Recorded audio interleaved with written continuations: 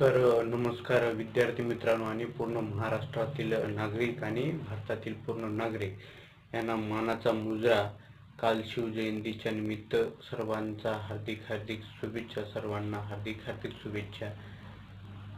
मनापासून भरलेला असा राजा आपण म्हणून ओळखलेला असा शिवाजी राजे, काल त्याचा जन्मदिवस आपण जयंती साजरा केली.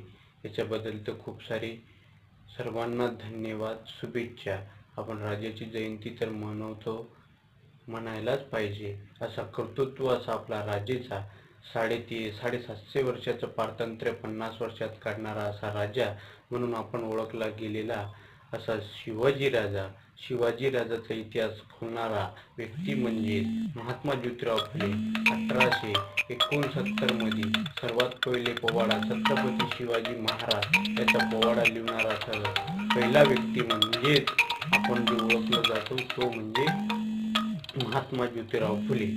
त्याच्यानंतरचा तो सर्वात पहिली जयंती शिवाजी राजेची साजरा करणारा व्यक्ती म्हणजे 1895 मध्ये तर आपला लोकमान्य टिळक, बाळ गंगाधर लोकमान्य टिळक. असे काही कर्तृत्ववान व्यक्ती राजेच्या सर्व काही जी माहिती होती, जी लपलेली माहिती होती, त्याला पुढे आणण्याचं काम केलेलं आहे. जर त्यांनी पुढे नाही आणले असते तर राजाची जेवढी आपल्याला माहिती आज भेटते, राजाची एवढी प्रशंसा आपण करतो, ते आपल्याला माहिती झाली नसती. तर म्हणून ज्या लोकांनी राजाचे जे कर्तृत्वाला बाहेर काढून दाखवले त्या लोकांना आपल्याला आठवण करणं काळाची गरज आहे. आणि सर्वच जे आपले जे लोक आहे ना, जे आपले राजाची खोज काढलेली आहे, माहिती काढलेली आहे, जे राजे कुठे होते, जन्म कुठे झाला, कुठून कुठे आले, कोणती किल्ला कवा झुंबून काढले, ही सर्व माहिती ज्यांनी काढली त्यांना पण मानाचा मुजरा. राजाची एवढी मोठी ओळख आपल्याला करून दिल्याबद्दल.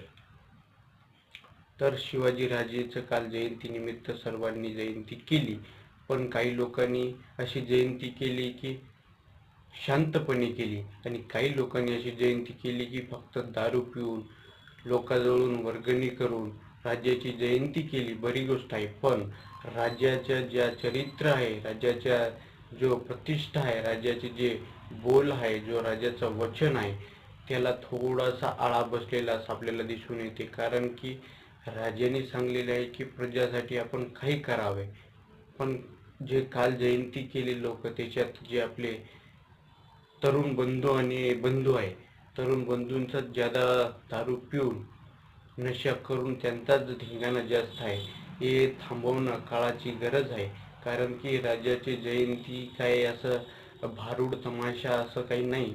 तर राजाच्या जयंतीला आपल्याला काय करायला पाहिजे हे महत्त्वाचे आहे. लोकांचा कसा फायदा व्हावा राजाच्या जयंतीच्या निमित्त, आणि आपण काय केलं पाहिजे, आणि कोणता जो उत्सव आपण साजरा करतो शिवजयंती म्हणून, त्या उत्सवात आपल्याला शोभा आणण्यासाठी काहीतरी नवीन कार्य करणं काळाची गरज आहे.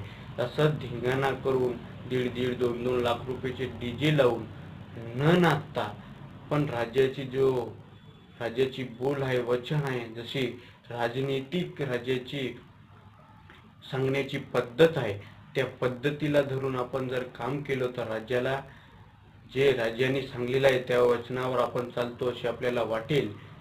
हीच काळाची गरज आहे की बा आपण जे जयंती साजरी करतो राज्याच्या नावावर, तो राजा असा जाणता राजा म्हणून आपण ओळखला जातो. त्या राज्याची जी जयंती आहे त्याच्यावर उगाच काही न टाकता करता जो राजाची जयंती आहे प्रतिष्ठितपणे आपण सर्वांनी साजरा करावी याच्या पुढच्या वर्षी, अशीच विनंती तुम्हाला करतो आणि इथं थांबतो. धन्यवाद. जय